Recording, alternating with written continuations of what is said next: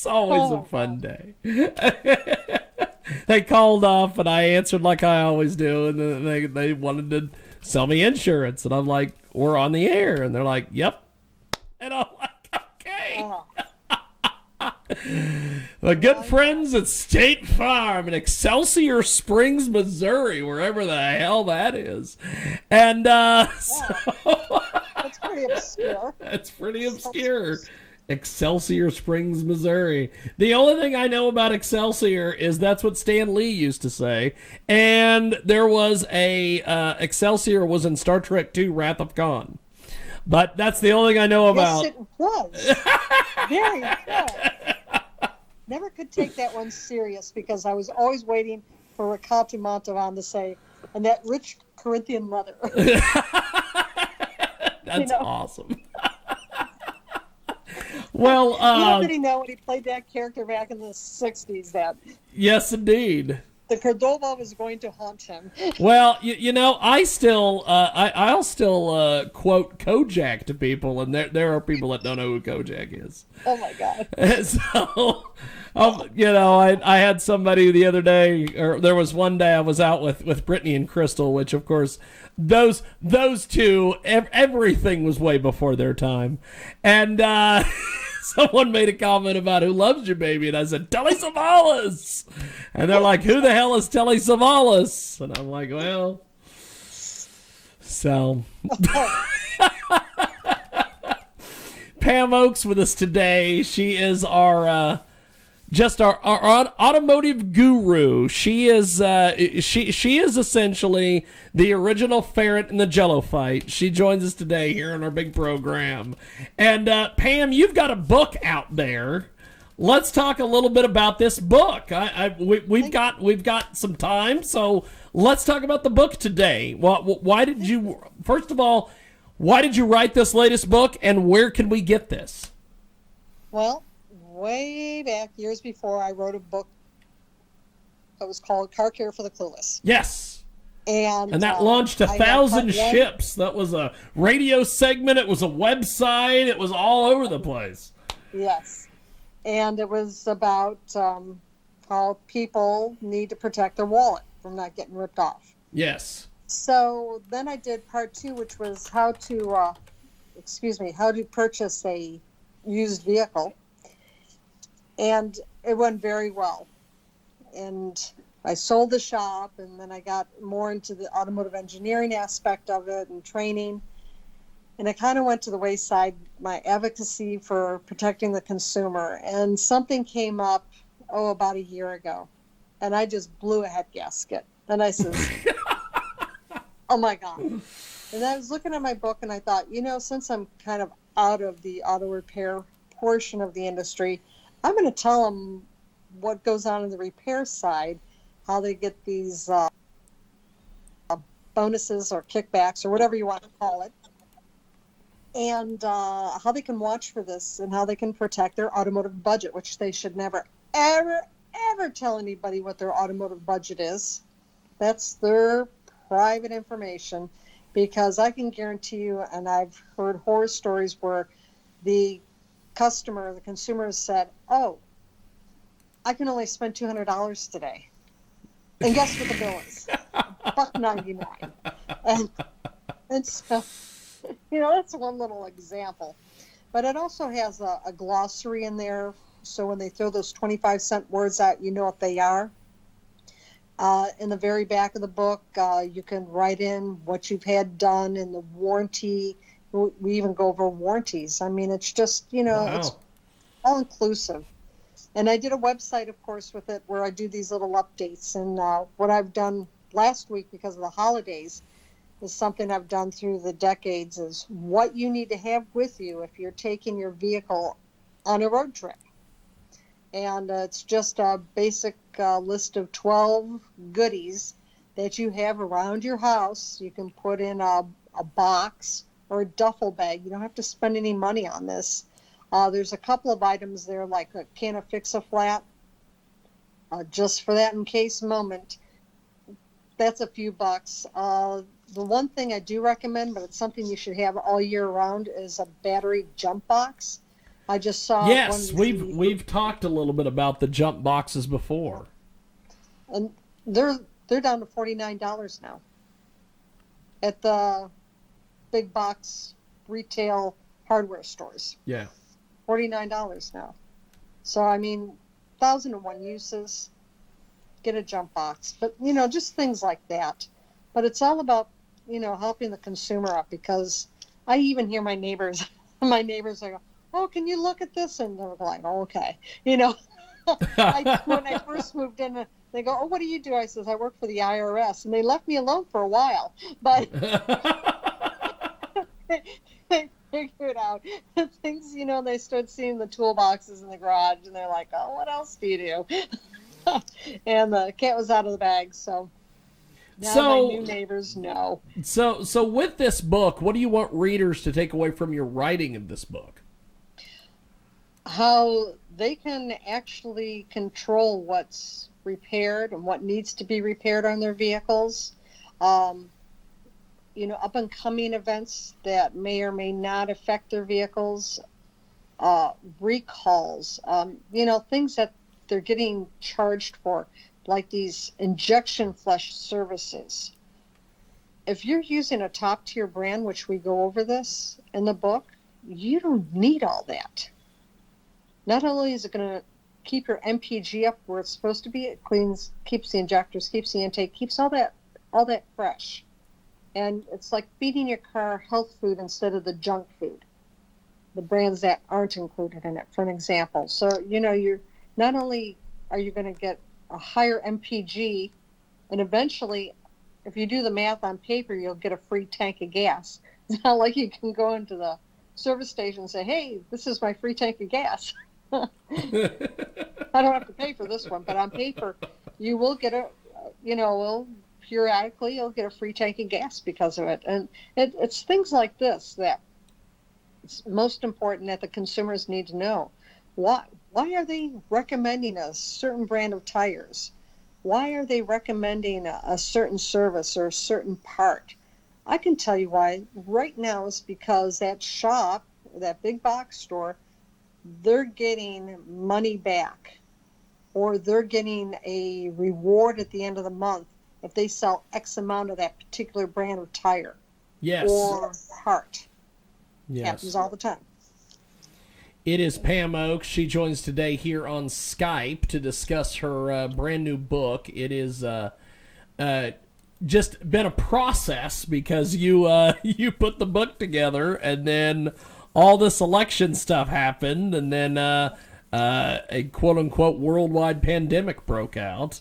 And so you've got the book out now. So what's been some reaction from folks that have either read the book or people you've shared the book with? What have they said? Well, the ones that I have given it out to and that I've seen and had reaction, it's all been positive. I know all authors say, yes, everything's been positive, but I look at it this way, if there's just, and when I even do classes or whatever tech manual I read, if I take one thing away from that, I'm golden. And you're going to take not one thing, but you're going to take dozens of things away when you look at this book. Easy to read. We made a little larger type for our senior audience so they don't have to struggle so much. We don't use those 25-cent words. It's all down-to-earth jargon. And it's just to help everybody out there, because let me tell you, as technology rolls, and I'm involved in that part of it now that I don't have my shop, it's going to be more and more difficult for not only the consumer to understand what's going on with their cars, but unfortunately the technicians who are working on their cars are not being trained. Yes. So you really need to be in the know. Not how to turn the wrench, not how to turn the screwdriver, but what is actually being performed on your vehicle. And see, that's the thing. I heard one when I was at for a recall. I had to go for it was a warranty, and they were telling the customer on the phone that they needed an injection flush and some additive to go in their fuel tank, and they just gave them this grocery list, and the vehicle only had 20 grand on it, 20,000 miles. Wow. And they're telling this person they need all this. on top of other services, what they came in for. And I wanted to say, no, stop. But and I couldn't, of course. I was sitting there listening. And I'm like, oh, God. So I'm thinking to myself, this person, they're putting their faith or trust into the service advisor. By the way, 99.9% of service advisors are strictly commissioned. So every air filter, every wiper blade, every service they sell you, they're getting a kickback too. Wow. Okay? By the way, 99.9%. Wow. Yeah. This is how they make their living. And so even though they're really nice, and, that's nice to be nice. That's nice to be nice. Money. They're not there to make friends. They're there to make money, and they That's want to right. make every minute count. They're not friends. They're retail friends. They're retail. Yeah. I like that term. There was a woman that used to have a used clothing store here locally. And people would come in, and she would, sell them all sorts of stuff, and they would go every week, and they would talk about their families and all these things. And there was one time that I'm trying to remember who it was, but somebody had made a comment. Well, yeah, my buddy, every week she's got this store, my buddy, and it's like, no, she's not your buddy, she's a retail buddy. Big difference. Big difference. I don't have a dog in this hunt, so when I wrote this book, yeah, I'm telling it like it is, and people just need, like I said, just to be aware of what's going on. Yes. Protect their wallet, protect their budget. Yes. And go off of the factory services, not the dealership and not the aftermarket, but the factory manufacturer maintenance schedule. Please. Oh, okay. Because there are different ones. Explain that to us. Every manufacturer, for every make, model, and year, has a maintenance schedule. And they have severe duty and they have normal duty services. Severe duty driver would be somebody who drives in the snow. Yeah. Somebody who drives in heat, mountainous terrain, pulls a trailer or a boat, sits in a lot of stop and go traffic. They're in the city. That's a severe duty. That's part of the criteria. Then you have your normal duty drivers. Maybe they're retired and they're not in rush hour traffic. Yeah. Or they're snowbirds and the vehicle sits during the heat of the summer in Florida. Yes. And they're down here during the nice time like it is now. They don't have that stress and wear and tear in the vehicle like us working folk do. Yeah. So they would be in normal duty. Well, the manufacturers, the engineers have developed this maintenance schedule, and you need to go off of that. Not what a dealership schedule is, not what an aftermarket auto center tells you, but the actual factory. You can get the actual factory one from the manufacturer itself, which is what I'd highly recommend. Yeah. If you know of an honest shop, they're going to have it as well on the shop management. The factory schedule. That is a handy dandy little deal. Mm-hmm. So this book, you've put a lot of time and effort into this. What are some of your goals for this book? For people to be aware of what's going on out there. For them to, just to be savvy car consumers, and know that these things are out there.